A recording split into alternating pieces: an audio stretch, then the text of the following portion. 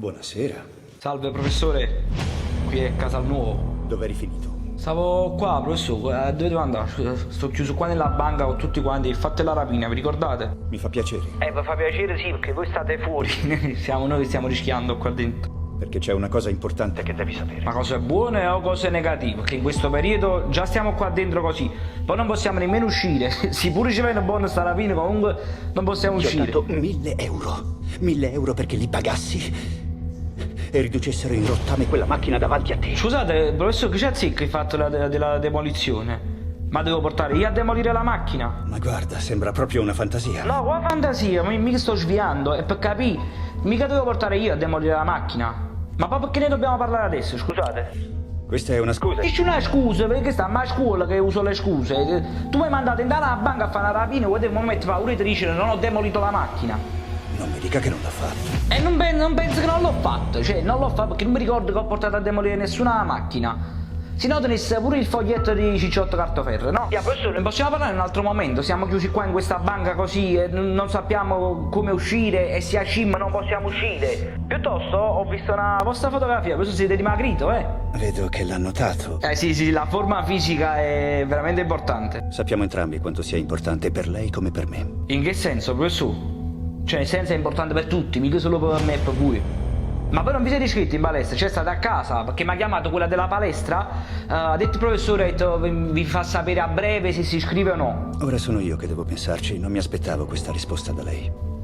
Se non la chiamo, saprà lo stesso che decisione ho preso. Ma figuratevi su cosa vostra, a me non mi interessa nemmeno più di là. Oh, professore, comunque vi volevo dire una cosa, vi ricordate quella bolletta che ci giocammo prima che noi entravamo in casa? Quella là di 13.000 euro, impossibile da prendere con la macchia?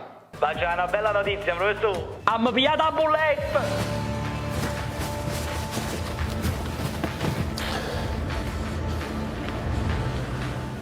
Solo che professore il problema mo è uno, io la ricevuta ce l'ho io per la vincita della scommessa e non posso uscire da qua. Cioè nel senso, io stavo pensando una cosa, stavo pensando ma sai che c'è di nuovo? Visto che comunque sta tutto sto casino in mezzo, io mo esco lo stesso. Professore? Professore, ci sono delle interferenze. Mandiamo i carabinieri. Comunque non mi fa paura che mandate i carabinieri, già fuori la banca è pieno di polizia. Ma li mandiamo con i lanciafiamme. No, così no, così è un po' estremo.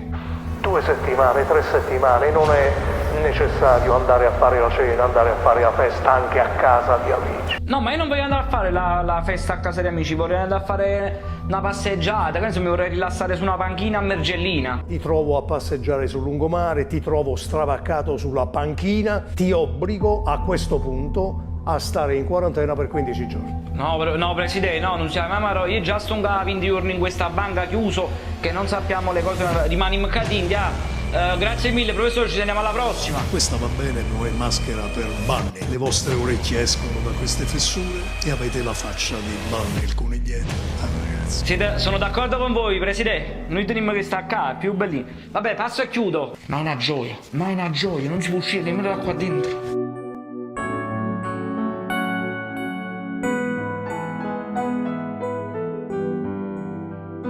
Si son caguti e si scinga male me ne fotta proprio e si perde mo ma può vingare me ne fotta proprio